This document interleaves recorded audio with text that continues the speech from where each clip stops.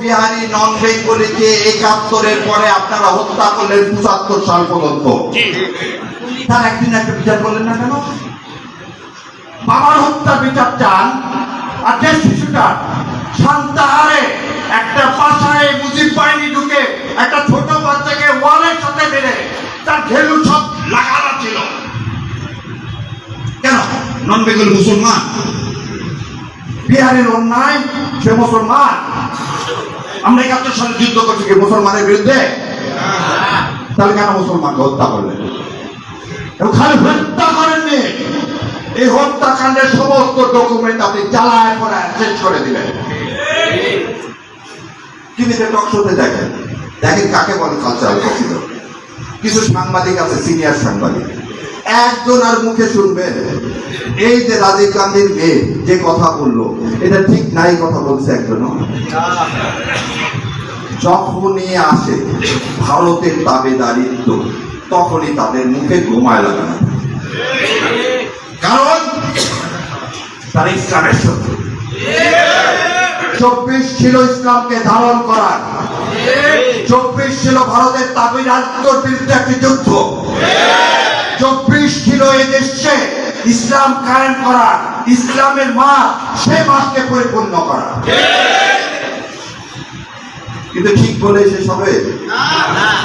Vote তো দিলে, vote করলাম, ভোটের আগে ২৭০ দিন, কতদিন? ২৭০ দিন এই জাতীয় ঐক্যমত কমিশনে বসলেন, বসে বললেন হ্যাঁ সংবিধান পাল্টাতে হবে। কি বললেন? সংবিধান পাল্টাতে হবে। সংবিধান পাল্টাবেন কিভাবে বাবা? আচ্ছা, মাটির ঘরে উপরের দিকে ইট দেওয়া যায়, নিচে মাটি থাকলে পুরা ওয়াল ভেঙে তারপর তো ভিত দিবেন, তারপর না তুলবেন। হ্যাঁ, গাঁথনি সিমেন্টের জায়গায় কাদা দেওয়া হয়। এই সংবিধান হচ্ছে মাটির ঘর, কারণ এখানে যাতে শীত কাটতে পারে। শীত কাটতে কাটতে তো আমাকে গত ৫৫ বছর ইন্ডিয়া শেষ করে দিচ্ছে। যে ঘরে শীত কাটছে সেখানে আপনি এখন কি করে বিল্ডিং তুলবেন না? আপনি কিভাবে বলতেছেন বিএনপি চলো যা আছে আছে থাকুক, নিচে হাত দিও না, উপরে খালি ইট দিয়ে তৈরি করি? সম্ভব না, পাগলেও বোঝে। তাহলে বিএনপি কেন বোঝে না? বিএনপি বোঝে না এই কারণে, এই সংবিধান যদি পরিবর্তন হয় তাহলে তো ভাই চাঁদাবাজি বন্ধ হয়ে যাবে। এই সংবিধান যদি পরিবর্তন হয় তাহলে এই দেশের মানুষকে আর কোনোদিন চিৎকার করে বলতে হবে না তাহাজ্জুদের আযান কেন কোনো মসজিদ দেয় না। এই সংবিধান যদি পরিবর্তন হয় তাহলে আমার কোনো ভাইকে বলতে হবে না যে রোজার সময় ওই কাপড় দিয়ে তুমি খাও।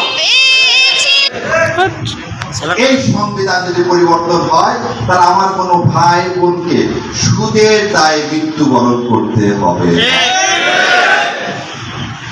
তাহলে আপনি না মুসলমান, আপনি না মুসলমান, আপনি খুব সুন্দর সুন্দর শেষ শোনাচ্ছেন সংসদে। এই শেষ কি আপনি শোনেননি যে সুদ খাওয়া মানে আমার নবীর সাথে যুদ্ধ ঘোষণা করা?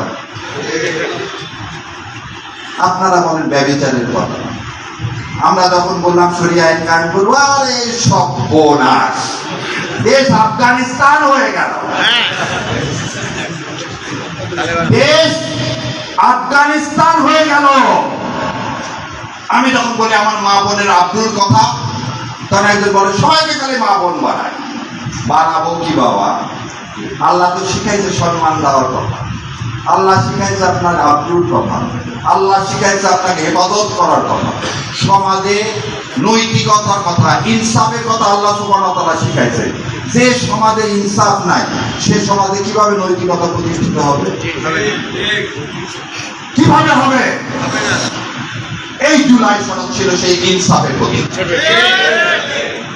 এই জুলাই সনদ ছিল ইনসাফের প্রতীক। এবারে তারা আসে, আমি খুব খুশি হয়েছি। গত ২ দিন আপনারা টিভিতে দেখছেন কিনা, গত ৫৫ বছরের ইতিহাসে যা হয়নি তাই আমি দেখলাম। আমার জন্ম ৭৫-এর পর, কিন্তু যতটুকু দেখলাম ভারতের মিডিয়া বলতেছে এই আন্দোলন করাচ্ছে জামাতে ইসলাম বাংলাদেশ। আমি বললাম না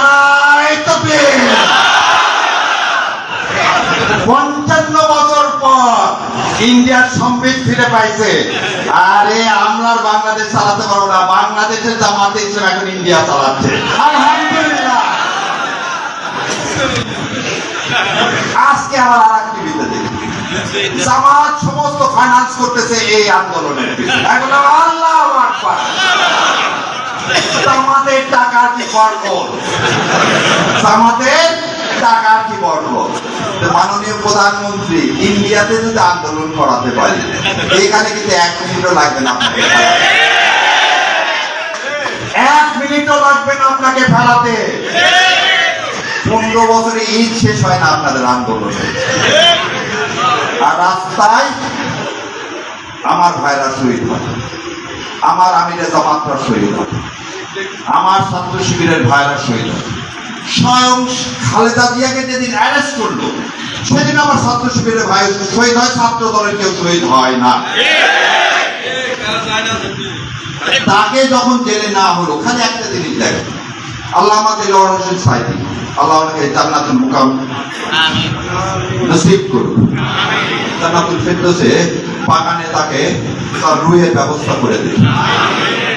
সেই কোরআনের পাখিকে যেদিন মৃত্যুদণ্ড দেওয়া হলো, সারা দেশে 123 জন সন্তানেরা তাদের বুকে তাজা রক্ত দিয়ে শহীদ হিসাবে গণ্য হলো। বাংলাদেশে এমন কোন দল আছে যে দল খালি আল্লাহর সন্তুষ্টির জন্য এই জমিনে ইসলাম কায়েমের জন্য রাজনীতি করে? সেটাই হচ্ছে আমি আপনি। কারণ আমরা মৃত্যুকে ভয় পাই না, আমরা মৃত্যুকে আলিঙ্গন করতে চাই, শাহাদাত বরণ করতে চাই। সেই জমিনে আর যাই হোক ভারতের দাবিদারিত্ব চলবে না, চলবে না, চলবে না। আপনি জুলাই সনদ বাস্তবায়ন করবেন না, যাবেন কোথায়? এবার ওনাদের কথা, ওনারা গণভোট অস্বীকার করেন। আপনি আমার তো বলেন ধর্ম নিয়ে ব্যবসা করি, ঠিক আছে, আমি ধর্ম ব্যবসায়ী, আমি জান্নাতের টিকিট বিক্রি, আমাকেও পার্সোনালি বলে আমি জান্নাতের টিকিট বিক্রি করি। আমি জান্নাতের টিকিট বিক্রি কেউ বুঝি করে দেন, আমার সর্বস্ব দিয়ে নিয়ে নেব। আমরা জান্নাতের পথ দেখাই। বাংলাদেশ জামাতে ইসলামী তার যে রিপোর্ট বই, এই রিপোর্ট বই হচ্ছে জান্নাতে যাওয়ার রাস্তা, এবং যে এই রিপোর্ট বই অনুযায়ী তার দুনিয়া এবং আখিরাতের জন্য কাজ করবে ইনশাআল্লাহ, আল্লাহ সুবহানাহু ওয়া তাআলা দেওয়ার মালিক। তবে আমি আশা রাখি ইনশাআল্লাহ আমি ওই জান্নাতে প্রবেশ করব। এর নাম যদি টিকিট বিক্রি করা হয়, আমি আমার মৃত্যুর আগ পর্যন্ত টিকিট বিক্রি করে দেবো। তাহলে আমি ধর্ম নিয়ে ব্যবসা করি, খুব মানলাম। আপনি ভোটের আগে হ্যাঁ ভোট দিতে বললেন কেন? আল ইমরানে কি বলছে?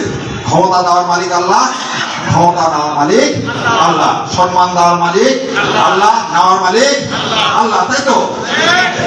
আপনি হঠাৎ করে বললেন মুফতি সাহেব ভোট নেওয়ার জন্য, ক্ষমতা দেওয়ার জন্য সেদিন হ্যাঁ বলছি। আপনি তাহলে কোন আলেমদার না মুনাফিক? তার ধোকা যে দেয় সে তার ইমান কতখানি বাবা? তার ধোকাদারের অবস্থা দুনিয়াতে কার মতো হয়? নমরুদের অবস্থা, ফেরাউনের অবস্থা, মির্জাফরদের অবস্থা কোনদিন পৃথিবীতে এবং আখিরাতে কোনদিন ভালো হতে পারে? ভালো হতে পারে না। তাহলে এই জুলাই সনদ বাংলাদেশ জামাতে ইসলাম কি চাচ্ছে আমিরের একটা 5 তলা বাড়ি হোক ঢাকায়? জামাতে ইসলামের লোকজনের পকেটে কার্ড দিব? কার্ডের ব্যবসা তো জামাতে ইসলাম করতেছে। যে কার্ডের ব্যবসা করি সেটা তো জাকাতের সওয়াব, এই কার্ডের ব্যবসা করি না। তাহলে এই ভারতের কবল থেকে মুক্ত হতে 55 বছরে পারেনি বাংলাদেশ জামাতে ইসলাম। এই 24-এর পর থেকে একটা কথাই বলতেছে, সেটা হচ্ছে আমরা পাকিস্তান, ভারত কোনো কিছু বুঝি না। আমরা এই জমিন, যে জমিন আল্লাহ আমাদেরকে দিছে, এই জমিনে ইসলাম কায়েম করতে চাই। এই জমিনে ভারতের তাবেদারিত্ব চলবে না। তাহলে আপনারা এই চাওয়া নাই? আপনি বিএনপির নাকি এই চাওয়া? দেখেন বিএনপির চাওয়া কেন একই না? এই রাষ্ট্রপতির চক্ষু এস আলমের তাবেদার হিসাবে ইসলামী ব্যাংকের 1 লক্ষ কোটি টাকা ও পাচার করে দিল। এই চুপ্পুর হচ্ছে মালয়েশিয়ার সিটিজেন, এই চুপ্পু হচ্ছে দুবাইয়ের সিটিজেন, 2 দেশের সিটিজেন। আমি সংবিধানে লেখা আছে বিদেশি সিটিজেন বাংলাদেশের রাষ্ট্রপতি হতে পারবে না। 24-এ তোমার এত ভালো, তুমি 24-এ যখন গুলি চললো তখন তুমি সরকার কেন বাতিল করে দিলে না? আমরা বারবার বলছি এই রাষ্ট্রপতি ফ্যাসিবাদের প্রেতাত্মা, এই হচ্ছে গণশত্রু, এর বিচার করতে হবে। আপনি কি করলেন? এই সংবিধানের দোয়াইটা তাকে বললেন, আপনি বলেন শরীর স্বাস্থ্য খারাপ, আপনি ইয়া করেন, কি করেন? স্বেচ্ছায় অবসরে যান। যার থাকার কথায় 14 শীতের মধ্যে তাকে আপনি রাখতেছেন 5 স্টার হোটেলে। এর নাম ইমান? এর নাম বলা যে আমি এই জুলাইকে অক্ষরে অক্ষরে পালন করব? এর নাম মুনাফিক, এর নাম মুনাফিক। তো ইনশাল্লাহ এই দেশে আপনাদের মতো সবাই যতদিন জাগ্রত থাকবে, কোন মুনাফিকের কোন গণশত্রুর এখানে জায়গা হবে না। আর বাংলাদেশ জামাত ইসলাম ক্ষমতায় যাওয়ার জন্য রাজনীতি করে না। বাংলাদেশ জামাত ইসলাম ইনসাফের জন্য, ইনসাফ কায়েমের জন্য রাজনীতি করে। সেই কারণে অনেকে বলে ভোটে হেরে গেছে। না, ভোটে আমি হারিনি। যখন আমাকে মনে করবে আল্লাহ, সেদিন পৃথিবীর কারো শক্তি নাই আমাকে ক্ষমতা থেকে সরানো।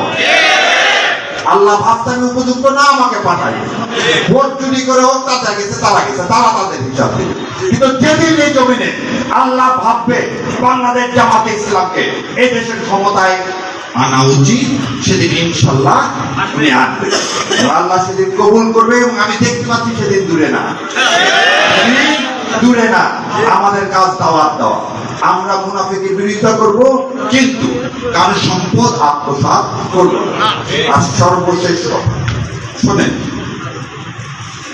91% মুসলমানের দেশে কেন কোরআন সুন্নাহ চাইতে হবে?